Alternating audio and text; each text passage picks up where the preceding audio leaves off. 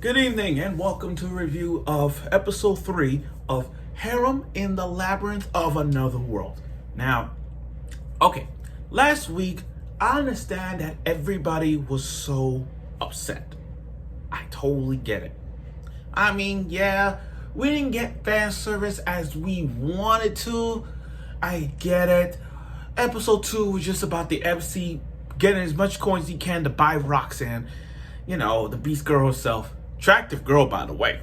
And going to this labyrinth and just taking down tree after tree after tree after tree after tree. It's like watching that anime How to Pick Up Girls in a Dungeon. And see Belle just going through these dungeons and just taking out these beasts just to get gems, you know what I mean? Just like that. Now, but again, they didn't give us fan service, and boo-hoo, it didn't. But here's the thing, guys. I just looked at this. Given what we got from episode 3, this show has a 7-star rating. I kid you not. This show, for an isekai that has no storyline whatsoever, and I don't think it is. I mean, I can see it. But anyway, this show, being that it's kind of mediocre of a storyline, a 7-star isekai, and that beat Rising of the Shield Hero Season 2 rating. You see where I'm getting at? You see where I'm getting at? But anyway, like I said, last week didn't give us much, but this episode did. This episode really gave us what we want. Everything we wanted in the gruesomest way. And so, let's get right to the review of Harem in the Labyrinth of Another World. Okay, now, episode 3, let's get to it. Okay, Michio, the whole thing is about buying a slave. It's not easy for me buying Raptalia. That's the difference. It's not easy. For him, though, he has to buy Roxanne and he has to work a lot. So, thinking about going to all these labyrinths and getting off these stick creatures that you see in Legend of Zelda ain't worth it. So he's like, you know what? What can I do to make more and more money? Okay, these are bandits. All I have to do is kill off the head bandits after bandits, and pretty soon I'll get the money. Now, forget the censored version. We're going by the uncut version because the uncut showed everything. And by God, the uncut was legit. It's so uncut that despite the fan service, just watch it uncensored got me chills. It's like redo of Healer. And I'm going to keep going redo of Healer vibe because, like I said, redo of Healer is a masterpiece. Go watch my video because I said it like that with passion. But when I look at this and I felt the redo of Healer, it's not because of what it is. It's just that it's uncensored and you see what is going on. And so with him, he's like, okay, I got to change my skills to find out more about these bandits, and pretty soon I'll get the money. And that's what this whole episode's about, really. It was just about him trying to get enough money to buy Roxanne.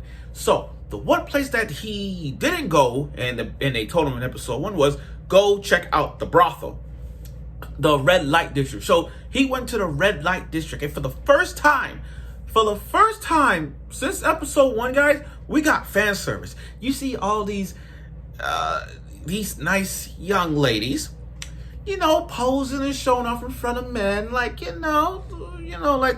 like Demon Slayer arc, with the red light district arc. I'm just saying. But they look really good. I mean, all of them look good, and they gave us the fan service. Like, I get what they were doing. They were trying to turn our beloved MC on. Cause he's like, I gotta buy my Roxanne, and I feel your pain, dude. We all feel your pain. I understand you trying to buy Roxanne. You trying to do whatever you can to save up your money. But I get what he's trying to do. He got guts. Most people who go to an isekai role, and the moment they see those hot women, other than getting the girls are like, screw, I want to go get laid. I may be a virgin, but I gotta get something. That's that. So anyway, he wants to know more about these bandits from following these other bandits. So he goes to the slums, and the slums. Oh my God, it's like, how do I describe this? It's like that song you see in those charities commercials, where it's like, carry on the ocean, and then you see It's so painful to watch, but it's so like, oh my God, I feel bad. I feel bad. Like there was one kid all scrawny like this, like a raisin. There's one who I feel so bad, and it got smelly in the slums. Like he can't even breathe, so he teleported back. Now we get to the fan service once again. You see, this is what they're doing. They apologize for not giving us fan service in the last episode. So they're like, you know what? We gotta give us some fan service. And that's what we did. That's what they did. They gave us fan service. And just showing him having a one-night fantasy dream of Roxanne. Literally a fantasy of Roxanne pulling the shirt down and sucking on her titties. You know, it was so like, it's like, that's a dream. That is the biggest dream he ever had. You know, him fantasizing, he tied his belt like it's so hard. You know, he's all thinking about that. He all thinking about that. He's thinking about that. Okay, now, one night he goes to the bandits with that bandana he got in episode 1. He took it to them and mentioned that guy, and he said that was his brother. And the boss is sleeping, so he tried to go undercover and kill off the bandits. And I gotta tell you, yo, uncensored enough, I love it. Guys, I cannot believe what he had to go through to get, I don't care what he had to do, but this moment, he had to do it for Roxanne. He had to do it to buy her. This guy killed off a bandit, stabbed him, and then in that, no hesitation, he cut off his arm just to get the IDs.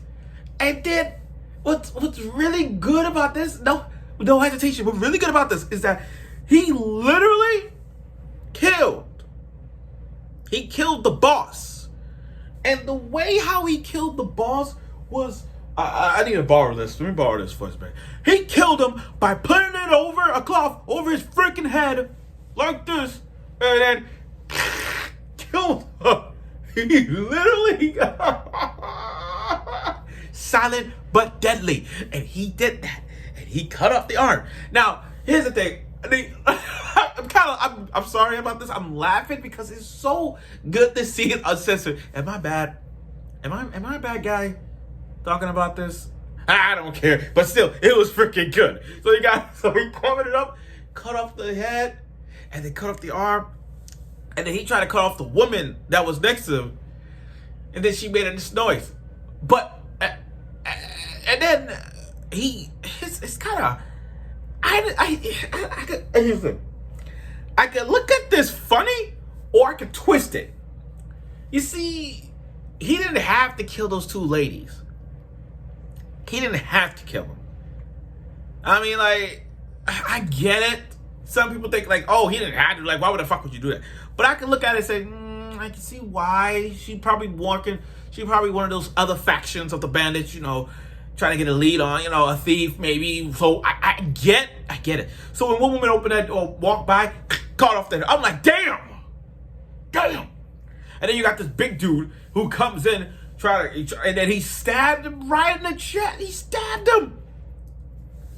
No hesitation whatsoever. This guy, I don't know how many kill counts that I've missed, but I think he killed at least about, I'll say 10, not counting tree monsters. I'm counting humans, bandits, thieves, you know, those. I think he killed at least 10 to 12 people. I mean, 10 to 13 at best, 3 episodes. I think so. But it's just that scene when he with the bandits and the way he killed them, I'm like, yo, uncensored enough, this is great. But he had to make the money. And to be honest, guys, I don't blame him. Not what? I don't blame him. I really don't blame him. So, after killing off those 2 out of 3 bandits, he had enough money to buy Roxanne. I mean, the days were counting on. And like I said, this was a whole episode about it. Was days of him getting to Roxanne. So after killing off the bandits, he got enough money to buy her.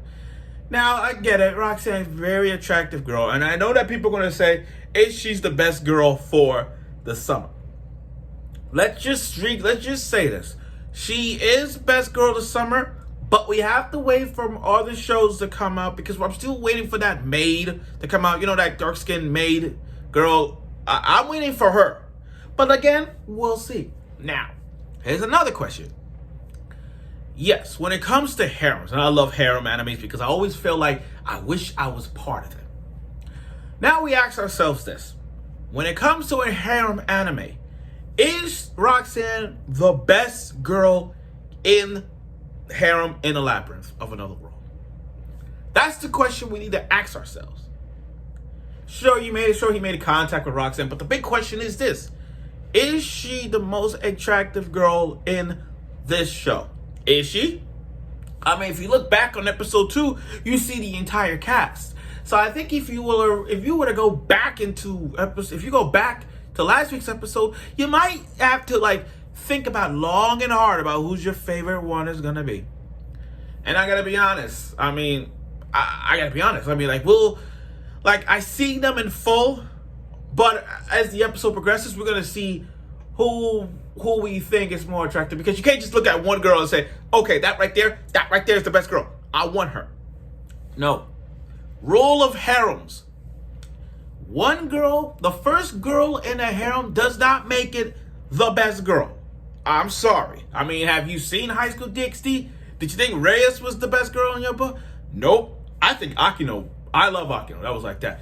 Okay. Try another harem is Shimano Testament. Did you think the red hair girl, I forgot her name, but my point is, you think she was the best girl? Nope. Her childhood friend was. That's my favorite. Go back and let's go to Sekirei. You know how Musubi, when she first appeared in the scene, did you think she was the best girl? Nope. To me, I like Tsukumi. Tsukumi's the best one. But you see where I'm going? You see where I'm going with this? So when I look at Roxanne, yes, she's very attractive, and I don't blame her. I'm just waiting for other girls in this harem to see where this fits. So that's that. So anyway, episode 3 was very interesting. I mean, not interesting, but episode 3 was really good, especially uncensored. The uncensored gave us what we want. Blood, somewhat of action, and harem. Well, the first start to our harem and the fan service, which, by the way, we needed that. And then, like I said, giving this show a 7-star rating, it's safe to say that this show may not be as hyped as the other shows that's out, like Overlord or Rented Girlfriend or that Isekai Ocean-chan, Uncle in Another World, or all these other shows. But given the show being a 7-star, safe to say, it's getting there. So, that's it for review for episode 3. I look forward for next week's episode of Harem Life in Another World. And let's see where our beloved MC goes to this labyrinth with more harems and dangerous problems in the labyrinth. So stay tuned for next week.